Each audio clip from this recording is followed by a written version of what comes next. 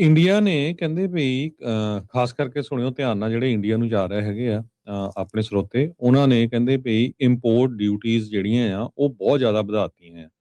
ਕਹਿੰਦੇ ਵੀ ਵਰਲਡ ਦਾ second largest 골ਡ market ਉਹ ਇਸ ਵੇਲੇ ਰੁਪਈਏ ਦੀ ਕੀਮਤ ਘਟਦੀ ਨੂੰ ਦੇਖਦੇ ਹੋਏ ਉਹਨਾਂ ਨੇ 15 ਤੋਂ 15% ਜਿਹੜੀ ਡਿਊਟੀ ਆ 골ਡ ਤੇ ਸਿਲਵਰ ਤੇ ਲਾਤੀ ਆ 6% ਤੋਂ ਵਧਾ ਕੇ। ਸੋ ਬਹੁਤ ਸਾਰੇ ਲੋਕ ਜਦੋਂ ਜਾਂਦੇ ਆ ਵਿਆਹਾਂ ਦੀਆਂ ਤਿਆਰੀਆਂ ਕਰਦੇ ਆ ਇੱਥੋਂ ਕਈ ਵਾਰੀ ਸੋਨਾ ਲੈ ਜਾਂਦੇ ਵੀ ਉੱਥੋਂ ਜੀ ਬੰਗਾ ਕੁਝ ਹੋਰ ਬਣਾ ਲਿਆਵਾਂਗੇ ਤੇ ਉਹ ਧਿਆਨ ਰੱਖਿਓ ਕਿਉਂਕਿ ਉਹ ਜਿਹੜਾ ਟੈਰਿਫ ਹੀ ਆਪਾਂ ਕਹਿ ਸਕਦੇ ਹਾਂ ਜਾਂ ਹਾਂ, ਡਿਊਟੀ ਹਾਂ, ਬਿਲਕੁਲ। ਉਹ 15% ਵਧਾ ਦਿੱਤੀ ਹੈਗੀ ਆ। ਇੰਡੀਆ ਦੇ ਪ੍ਰਾਈਮ ਮਿਨਿਸਟਰ ਨਰਿੰਦਰ ਮੋਦੀ ਉਹਨਾਂ ਨੇ ਇਹ ਕਿਹਾ ਆ ਵੀ ਭਾਰਤੀ ਲੋਕਾਂ ਨੂੰ ਸੋਨਾ ਖਰੀਦਣਾ ਬੰਦ ਕਰ ਦੇਣਾ ਚਾਹੀਦਾ ਘੱਟੋ ਘੱਟ 1 ਸਾਲ ਦੇ ਲਈ ਕਿਉਂਕਿ ਰੁਪਈਏ ਦੀ ਜਿਹੜੀ ਕੀਮਤ ਆ ਉਹ ਧੜਾ ਧੜ ਡਾਲਰ ਦੇ ਮੁਕਾਬਲੇ ਥੱਲੇ ਜਾ ਰਹੀ ਹੈਗੀ ਆ।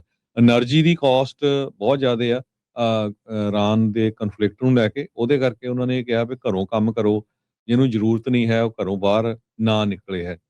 ਤੇ ਕਹਿੰਦੇ ਵੀ ਗਵਰਨਮੈਂਟ ਨੇ 10% ਬੇਸਿਕ ਕਸਟਮ ਡਿਊਟੀ ਤੇ 5% ਟੈਕਸ 골ਡ ਤੇ ਸਿਲਵਰ ਦੇ ਉੱਤੇ ਜਾਰੀ ਕਰ ਦਿੱਤਾ ਆ। ਉਹ ਅੱਜ ਤੋਂ ਜਾਰੀ ਕਰ ਦਿੱਤਾ ਆ ਤੇ ਕਹਿੰਦੇ ਵੀ ਇਹ ਜਿਹੜਾ ਸਪੋਰਟ ਕਰੂਗਾ ਸਟਰੋਂਗ ਇਨਵੈਸਟਮੈਂਟ ਡਿਮਾਂਡ ਡਰਿੰਗ ਜਨਵਰੀ। ਇੰਡੀਆ ਦੀ 골ਡ ਡਿਮਾਂਡ ਜਿਹੜੀ ਆ ਡਬਲ ਹੋ ਗਈ ਸੀ ਪਿਛਲੇ ਸਾਲ ਤੇ ਕਹਿੰਦੇ 25 ਬਿਲੀਅਨ ਡਾਲਰ ਤੱਕ ਜਿਹੜੀ ਉਹ ਪਹੁੰਚ ਗਈ ਸੀ। ਸੋ ਇੰਡੀਆ 'ਚ ਹੁਣ 골ਡ ਦੀਆਂ ਕੀਮਤਾਂ ਤਾਂ ਬਹੁਤ ਜ਼ਿਆਦਾ ਹੈ ਇਸ ਟਾਈਮ ਦੇ ਉੱਤੇ।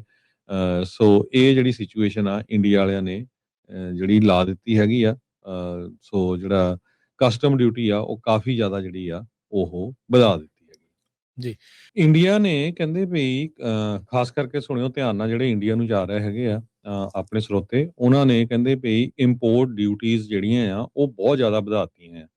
ਕਹਿੰਦੇ ਵੀ ਵਰਲਡ ਦਾ ਸੈਕੰਡ ਲਾਰਜੈਸਟ 골ਡ ਮਾਰਕੀਟ ਉਹ ਇਸ ਵੇਲੇ ਰੁਪਈਏ ਦੀ ਕੀਮਤ ਘਟਦੀ ਨੂੰ ਦੇਖਦੇ ਹੋਏ ਉਹਨਾਂ ਨੇ 15 ਤੋਂ 15% ਜਿਹੜੀ ਡਿਊਟੀ ਆ 골ਡ ਤੇ ਸਿਲਵਰ ਤੇ ਲਾਤੀ ਆ 6% ਤੋਂ ਵਧਾ ਕੇ। ਸੋ ਬਹੁਤ ਸਾਰੇ ਲੋਕ ਜਦੋਂ ਜਾਂਦੇ ਆ ਵਿਆਹਾਂ ਦੀਆਂ ਤਿਆਰੀਆਂ ਕਰਦੇ ਆ ਇੱਥੋਂ ਕਈ ਵਾਰੀ ਸੋਨਾ ਲੈ ਜਾਂਦੇ ਵੀ ਉੱਥੋਂ ਜੀ ਬੰਗਾ ਕੁਝ ਹੋਰ ਬਣਾ ਲਿਆਵਾਂਗੇ ਤੇ ਉਹ ਧਿਆਨ ਰੱਖਿਓ ਕਿਉਂਕਿ ਉਹ ਜਿਹੜਾ ਟੈਰਿਫ ਹੀ ਆਪਾਂ ਕਹਿ ਸਕਦੇ ਹਾਂ ਜਾਂ ਹਾਂ, ਡਿਊਟੀ ਹਾਂ, ਬਿਲਕੁਲ। ਉਹ 15% ਵਧਾ ਦਿੱਤੀ ਹੈਗੀ ਆ।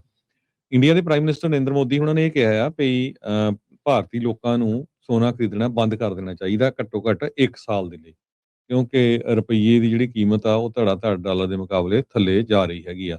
એનર્ਜੀ ਦੀ ਕਾਸਟ ਬਹੁਤ ਜ਼ਿਆਦਾ ਆ ਇਰਾਨ ਦੇ ਕਨਫਲਿਕਟ ਨੂੰ ਲੈ ਕੇ ਉਹਦੇ ਕਰਕੇ ਉਹਨਾਂ ਨੇ ਕਿਹਾ ਵੀ ਘਰੋਂ ਕੰਮ ਕਰੋ ਜਿਹਨੂੰ ਜ਼ਰੂਰਤ ਨਹੀਂ ਹੈ ਉਹ ਘਰੋਂ ਬਾਹਰ ਨਾ ਨਿਕਲੇ ਹੈ।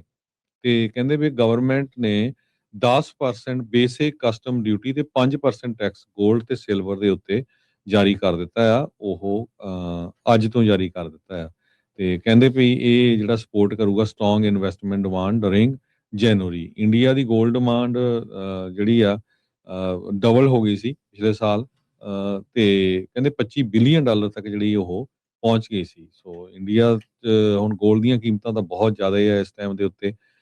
ਸੋ ਇਹ ਜਿਹੜੀ ਸਿਚੁਏਸ਼ਨ ਆ ਇੰਡੀਆ ਵਾਲਿਆਂ ਨੇ ਜਿਹੜੀ ਲਾ ਦਿੱਤੀ ਹੈਗੀ ਆ ਸੋ ਜਿਹੜਾ ਕਸਟਮ ਡਿਊਟੀ ਆ ਉਹ ਕਾਫੀ ਜ਼ਿਆਦਾ ਜਿਹੜੀ ਆ ਉਹ ਵਧਾ ਦਿੱਤੀ ਹੈਗੀ। ਜੀ।